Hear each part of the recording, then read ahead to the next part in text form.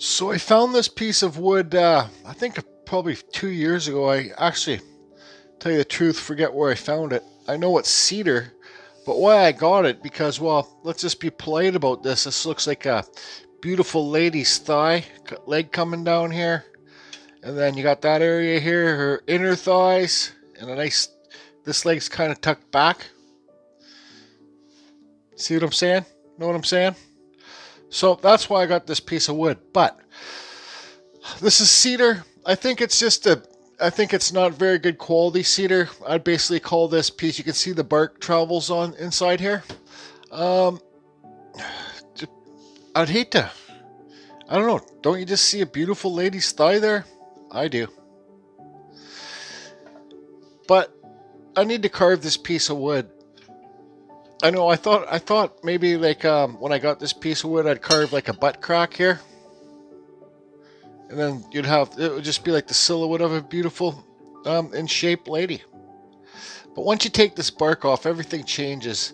You'd see this bark line in here, and well, it just might not be so beautiful anymore. You just don't know. So I kind of don't know what to carve on this. I was talking to Just Carve Rob. I think it kind of looks like a gnome door here.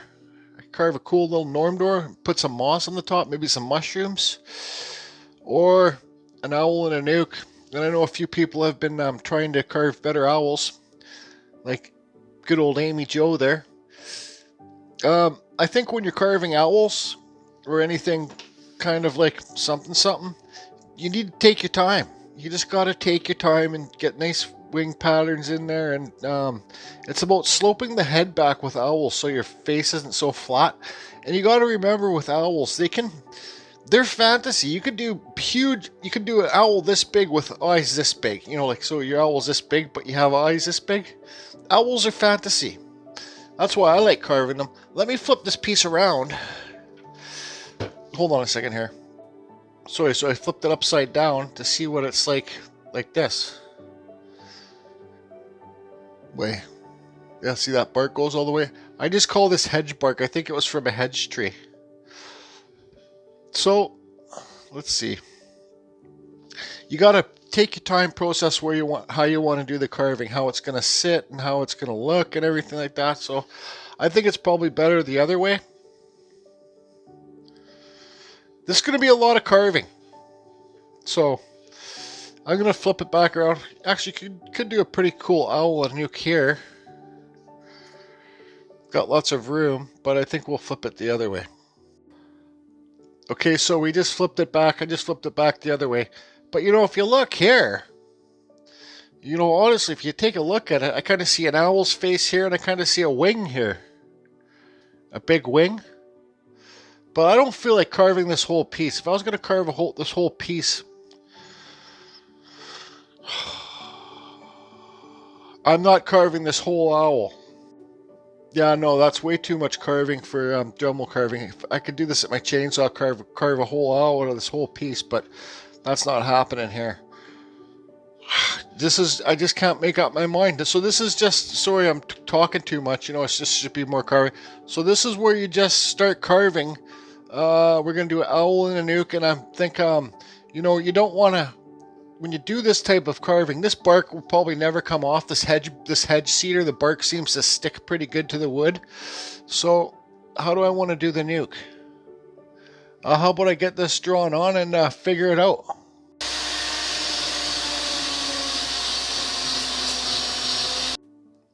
Alright, so that was something I did not enjoy. I got a brand new Kutzall Extreme Flame Burr on my Foredom. And this took me about a good half an hour just to get this part done. So I knew when I was doing this, you know, it's concave this way, right? So, not fighting gravity, but, you know, when you do an owl and a nook, the owl should be tucked inside the nook. So, look, this cedar, this is Western red cedar, like I call it hedge cedar. It's probably somebody's old hedge that got cut down. But this is like carving freaking bricks. It's like carving a stone I find on the beach. It's so hard. So, you know, like for myself, and I speak for myself, and usually when I'm speaking, I'm thinking out loud. Um, like, look how much more wood needs to be removed there. All this needs to be taken out. You can make it so, you know, it can be sticking out of the nuke, but it doesn't make sense to me. I don't know. I guess I'll spend another couple hours taking this wood down. I don't know how tucked in it's going to be, but you kind of see I made it look like that's rotten there. Oh, and to do the outline, like you see those cut marks in here? I use one of these cheap aluminum cutters, a brand new one. Oh, there's just... It's this. You know what this video is? Jordy, what were you thinking? Alright, I'd just like to confirm I'm blaming this on Just Carve Rob. See the piece of toast there with teeth mark in it? That's Just Carve Rob. I'm blaming it on him because I said, well, hey, Just Carve Rob, what should I do? Should I carve a fairy door or an owl on the nuke? And he said an owl on the nuke. So you can see here I've hit the the hardwood. But the hardwood, you can see the color difference. Hardwood, sapwood. Hardwood, waterwood. I usually call it waterwood. But the hardwood is actually softer than the sapwood in this piece of cedar this time. So you can see that's face grain, how it does all that stuff. So, boy oh boy, what a pain to get to this point. But you got to keep progressing. You know, once you start, it just looks like an egg with a crack in it. With a friggin', maybe I should carve a little baby chicken in here or something. And it's cedar. Cedar plugs me up. I'm surprised I like carving it so much. Even though I'm wearing my dust mask, I'm still plugged up. So I kind of look at it this way. Now, if you flip it, and like I said, everybody, lots of these videos is just me thinking out loud or look at it this way. So this is kind of when you sit back, drink your coffee. I got to get a refill and decide which way. I kind of like it this way. Tell you the truth. Kind of makes it, gives it more character, like it's off tilt. I'm gonna have to sit back and figure out what I'm gonna do here. I'm gonna refill my coffee. Okay, so I haven't made my coffee yet, but since I've been looking at this, you know, this piece is leaning this way, so I think we'll make the owl's head like this way. So it's like this, and the body's down here. Maybe I should just draw it on. Okay, so, you know, if you look at this owl in here, so here's his wing, here's his face, so he's looking over his wing. Lots of people carve the face over top of the wing and not the face that way, so you get the nice, well, you can see the wing and the face at the same time, so you can see more detail.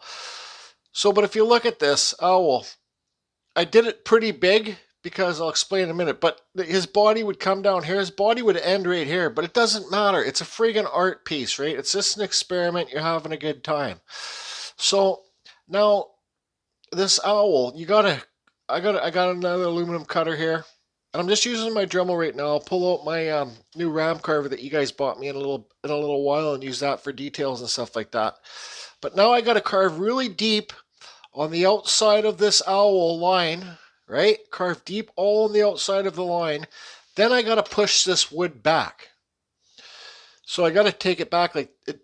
The farther that you push the background wood back, the more three-dimensional your owl's gonna look, right? So it's a lot of friggin' work to push all this wood back. That means carve it deeper, all here and here. And then once I push it back, then I got to do an undercut along the edge to make it seem like, because you got to remember this is a rotten piece of wood where the owl found a hole inside there. So I got to do an undercut in here too once this is all pushed back. I got to push all back down and deep inside here. You know, you get burrs like this. This one here, this is the Kutzall. See, like, I can never zoom. So you got a burr like this, and it's got a cutter on the back side, so you can use your Dremel and you can carve it like this and push it back. Or you got the ball ones.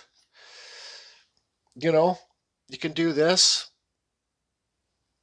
This is a Kutzall. You know, push it back and just carve it deeper inside there. But what I'm going to do first of all, again, is use this aluminum cutter. I'll find, I got a brand new one here, I think, left in here. These things get dull so fast, but I'll do a sharp cut on the outside of the owl. Then I can push it back, if that makes sense to you. And this is for the very beginner, right? This is a very beginner owl in the Nook video. So you can see here the owl shape too. It's not just straight. You give the owl movement, right? So it's like tilted over, and then so also the more that we push this wood back in the background, I know it takes a long time and it's boring, but because then when you push this wood, I might even push it back like this far.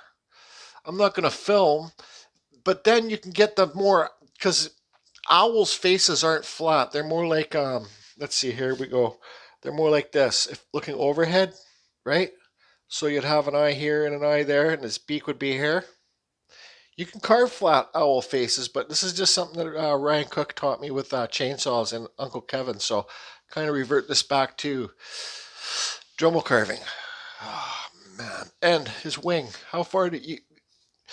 I'm not trying to carve a realistic owl here, okay? I'm carving a friggin' Carving Fusion fantasy owl. Speaking out loud. Thinking out loud. For the cutout of the owl, you know, if you don't have these cheap Chinese burs, these 3 cutters, you know, these are, I think RotoZip, like if you go to your Home Depot or your big box store, they got, RotoZip makes wall tile cutter bits. These are wall tile cutter bits. So RotoZip, but make sure you get the 1/8 size, because there's one size bigger that doesn't fit inside the Dremel. And they're silver ones. They're usually by the Dremel section in like Home Depot or your big box store like Rona or whatever. They work good for straight cuts too.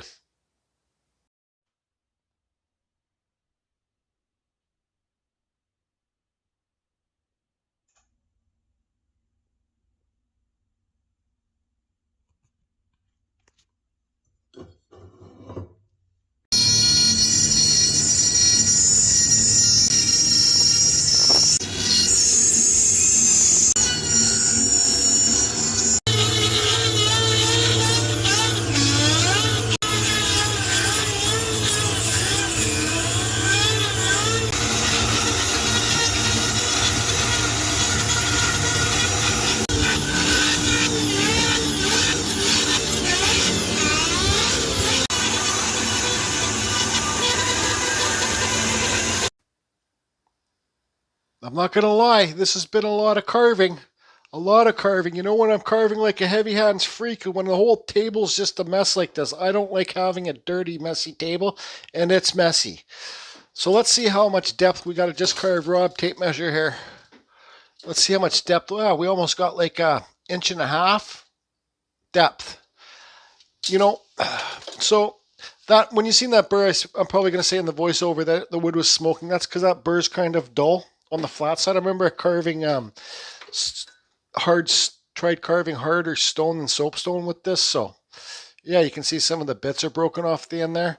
So I'm gonna carve this deeper. I'm just gonna get into my zone. I'm gonna carve it deeper with the same bit. I also got this is a Kutzall. I think I never really used this. This is like a RotoZip bit, like a Kutzall, I don't know what they call the saw bit or whatever. And then that way, when I'm going inside, when I carve deeper in here, then I can do an undercut underneath this wall, you know. So I'll just hold my Dremel straight on, and then you'll separate the background from the wall, from the outside of the tree. So I'm going to do that. I might just show you a little clip using this, but I'm going to see. So we're at about what's this side at? 1 inch. So I'm gonna take it a lot deeper. Also, Amy Joe, she's a great. She's newer to the community. She's a newer wood carver. She's been a great contributor towards the Carving Fusion community. Her husband asked her to carve an owl in the Nook, and she's really struggling with them. So that's why I'm kind of making this video to help her out a bit. And so, Amy, I hope Jamie's watching this video with you. And hi, Jamie. How you doing? That's Amy's husband. Yeah, so anyways, carry on.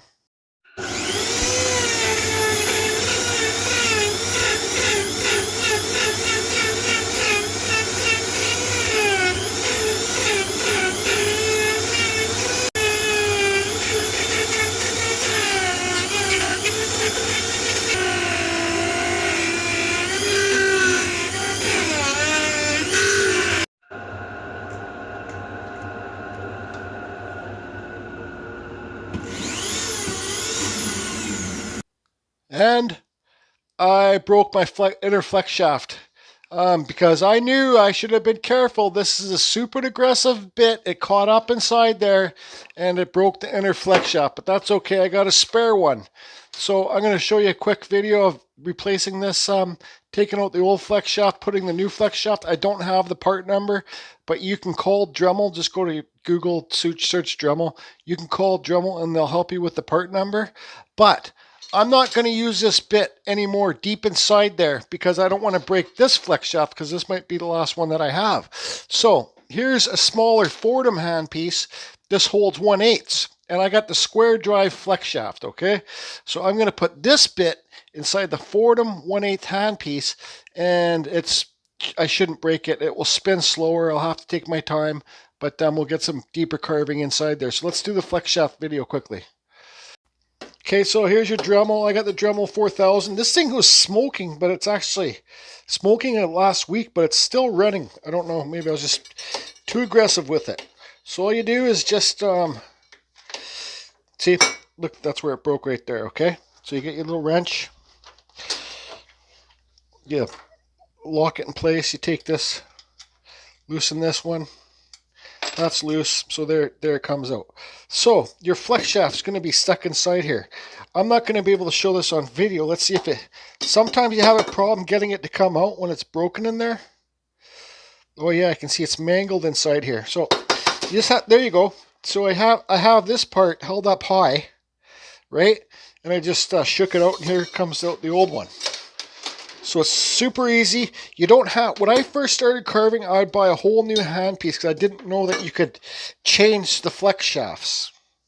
The inner flex shaft. These are like $6 or $7 from Dremel. I think Evil Rick or Spike has the link, or anybody out there who has the link. Can you please post it underneath the Dremel part number, sorry, for the inner flex shaft. Can you post it underneath this video and I'll pin it? So people ask me lots too about oil. This is a used flex shaft. I got it out of an older piece like this. I do not oil them. Too much oil makes your handpiece hot because the oil drips in there. So I'm telling you, there's already oil inside of this. I mean grease. There's already grease inside of this. So I do not re-grease it. I just make sure nothing's on it, like sawdust or anything. So all you do is you find the hole, slide it in. Sorry, I should be giving you guys a wider view. All right, so that's that. You keep it out. You put it back into the Dremel thing. Spin it. You're good to go, man. Your Dremel's going to be spinning again. Right? Tighten it up. So it's always good to have spare Dremel flex shafts. I'm going to fire this up and watch this spin. Good to go. So it's always good to have extra Dremel inner flex shafts because it sucks when you're doing a carving like this. You break it and you can't do any more carving till you get a new one. So I'd order, and when you order from Dremel, I'd order like 5 or 6. When I first started carving with Dremel, I'd break like 4 of these a week, and I'd go buy these were like $30 or $25 at the time, and I'd go buy, like, I think one month I bought like 8 or 9 of these whole things, right? And then when I broke them, when the inner flex shaft broke, I just throw them away. And they're not garbage. You just have to get the inner flex shaft to change it. So let's get this bit in the Foredom piece here. These hand pieces are a bit different. They have a pin system. So you see there's a hole there. So you just line this hole. You get the rod through there. You put your bit in. I just do it like Dremel. I put it in all the way, pull it out just a little bit. And you get this when you buy the hand piece, this wrench and this locking pin, right? And there's a little thing there. Let me get it on there. Tighten it up and you're good to go. Another thing too, like when I first had Foredoms, before I had the square drive and I had the key drive, I'd forget that I had the pin in here. I'd have it. Let me keep going here. I got the square drive. Okay, the square drive's the industrial one. It's the heavier duty. Here's for the quarter inch one, okay? So this one locks. You have to pull this back and then pop it out. See that? How heavier duty that is compared to the Dremel? I'll show you. I don't use my Foredom that much because it really doesn't spin fast enough for me. But look at the size difference. for the Foredom. I'm tapping on the Dremel now. Right? So I've had this locked into place in here. I forgot this key was in there, and I hit my Foredom foot pedal. It's speed control, and boom, snap the inner flex shaft. So remember to take your pins out, right? And so to put this in, I got to get my Foredom foot pedal lined up here, please. Sorry how unprofessional I am. So I just run this really slow. I got the Foredom SR series, the blue one, okay? Foot pedal, run it really slow. Put your thing in there, run it slow. Boom, locks in. You're good to carve now. So I still have to be careful with this bit. It's super aggressive because I do have extra Foredom square drive flex shafts, but just you don't want to break things. I break too many things. I might as well show you my Foredom. I got it hanging up here. Okay, I got the blue SR series. It goes in forward and reverse by that button up here. Don't be fooled by buying a cheap Foredom on Amazon or eBay. So do your research when you're buying. I think this was like 360 Canadian dollars. So do not be fooled when you're buying a Foredom for like on eBay or Amazon for like 140 bucks. Because if it's like that cheap, the good chance it's fake. All right. So this is where I got my Dremel hanging up here too. So I'm gonna finish cutting this out with the Foredom. I might film for a second and carry on. Okay, so I'm going to carve live for a few minutes, like 10 seconds, 20 seconds when I'm using this Foredom. Turn the fan on, 3, 2, 1, ignite. Okay, so let's see here, because I'm holding the camera and carving at the same time, so.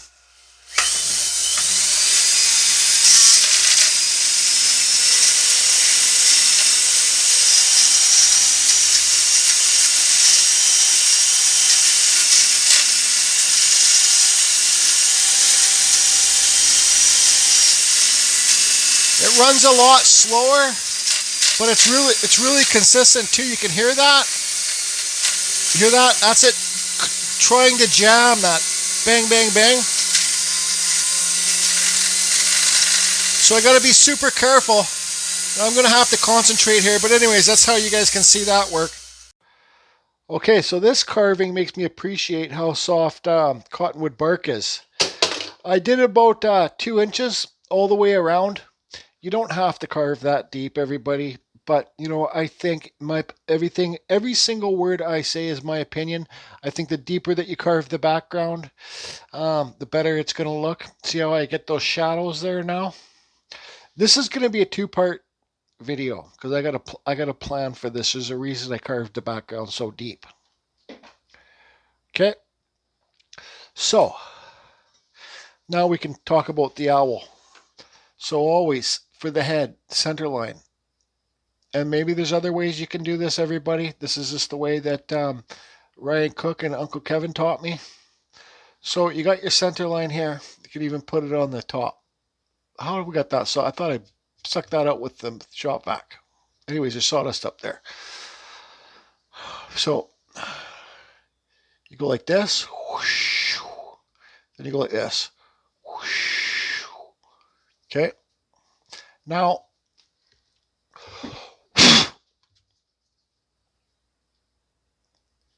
that pencil mark there, friggin' sawdust. Then it's like that. Okay, so what I want to do, I don't even know what I want to do.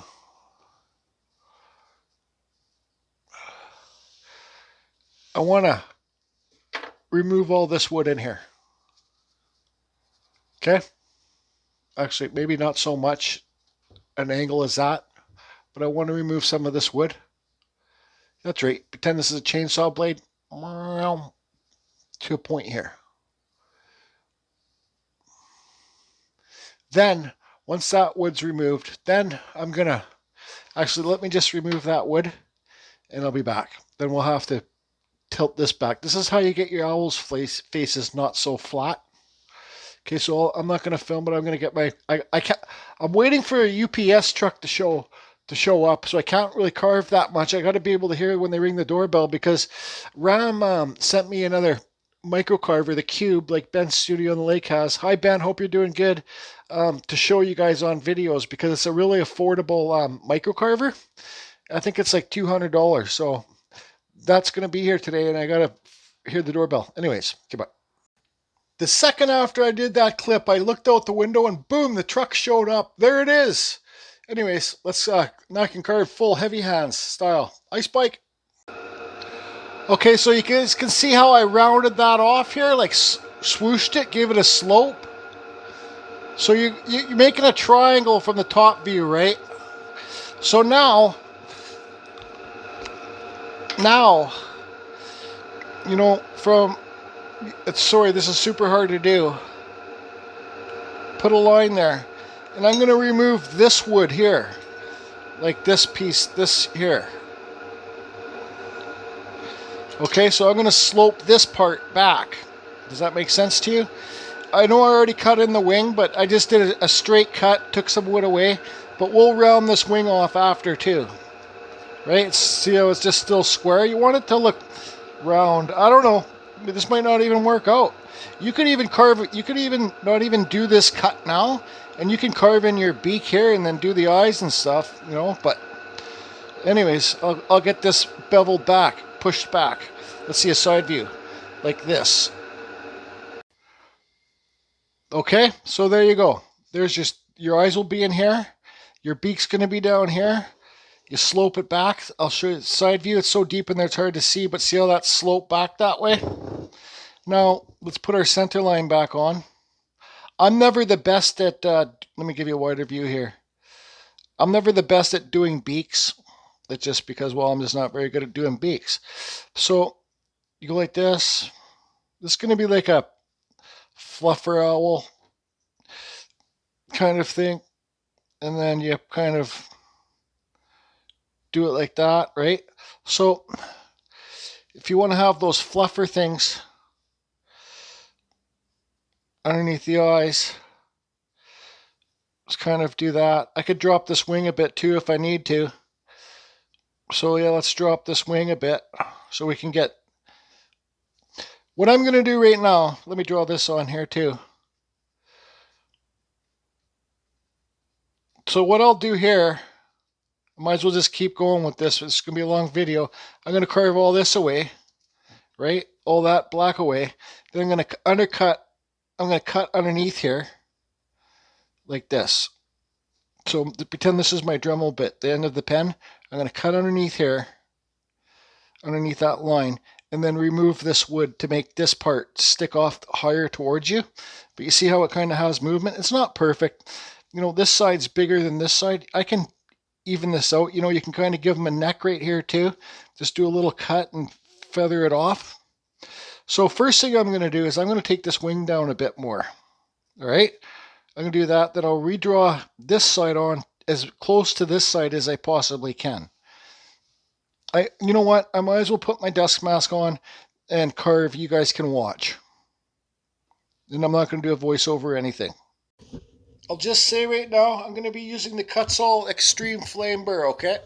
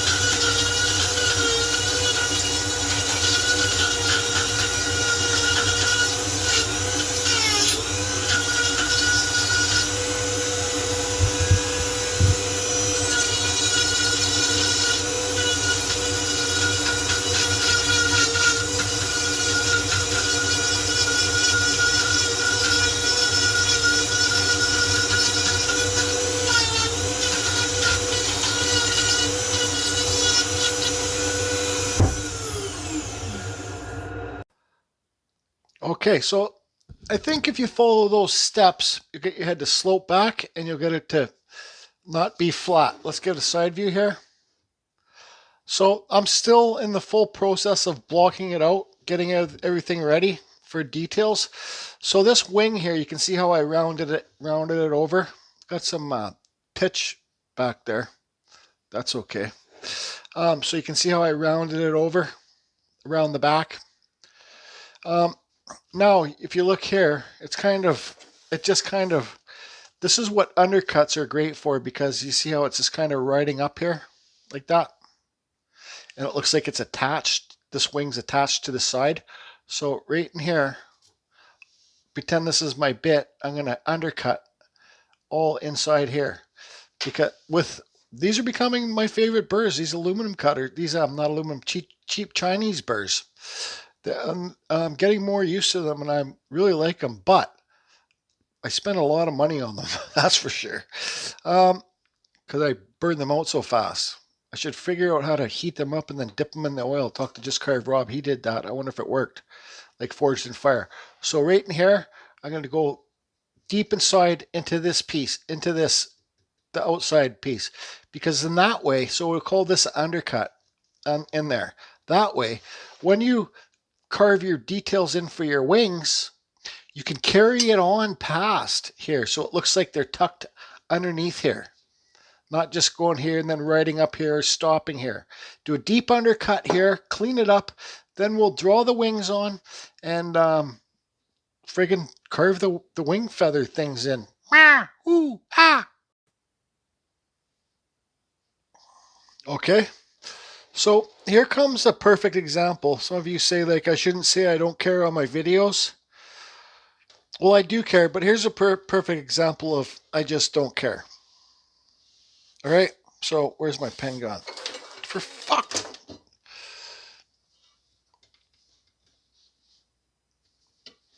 That bark pocket, I hit that bark pocket.